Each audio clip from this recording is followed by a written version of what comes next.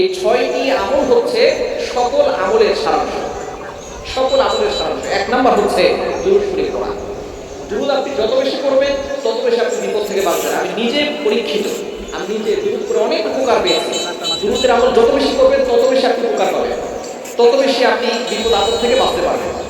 এক নাম্বার হচ্ছে আপনি দুরূদের আমল বেশি বেশি করবেন।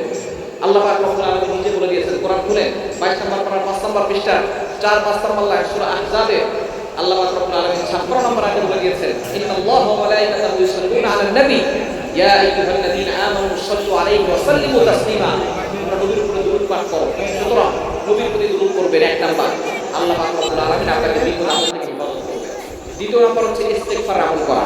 আল্লাহ পাক রব্বুল আলামিন এই ব্যাপারে আয়াত নাযিল করে দিয়েছেন 29 নম্বর পারা 12 নম্বর পৃষ্ঠা সূরা নূহের 10, 11, 12 নম্বর লাইনগুলো তারা সুন্দর করে জানিয়ে দিয়েছেন। ফাকুল তাস্তাগফিরু রাব্বাকুম ইন্নাহু কানা গফফার। যে ব্যক্তি ইস্তিগফার আমল করে আল্লাহ তাকে ক্ষমা করে দেন। ইউরসিলিস সামা আলাইকুম মিদরারা। দুর্ভিক্ষ হচ্ছে, বৃষ্টি হচ্ছে না, ইস্তিগফার করেন আল্লাহ বৃষ্টি দিয়ে দিবেন। সন্তান হচ্ছে না, ইস্তিগফার করেন আল্লাহ সন্তান দিবেন।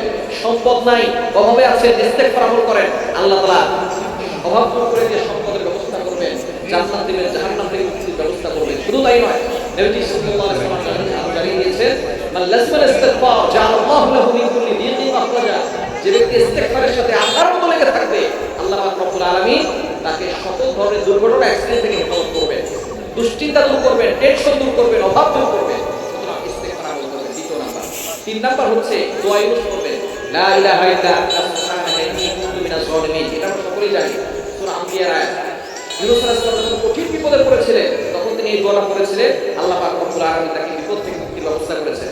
4 নাম্বার হচ্ছে লা হাওলা ওয়ালা কুওয়াতা ইল্লা বিল্লাহিল আলিয়্যিল আযীম। এটা হচ্ছে জান্নাতের ভান্ডার। জান্নাতের ভান্ডার হচ্ছে লা হাওলা ওয়ালা কুওয়াতা ইল্লা বিল্লাহিল আলিয়্যিল আযীম। জান্নাতের গুপ্ত ধন। এটা যদি 100 বার করে কেউ দোয়া করে আল্লাহ তাআলা দোয়া কবুল করেন, বিপদ দূর করেন, অভাব দূর করেন, কষ্ট দূর করে দেন, দুশ্চিন্তা দূর করে দেন। 5 নাম্বার হচ্ছে আপনি আল্লাহ তাআলার একটি গুণবাচক নাম ইয়া জাল জালালি ওয়াল ইকরাম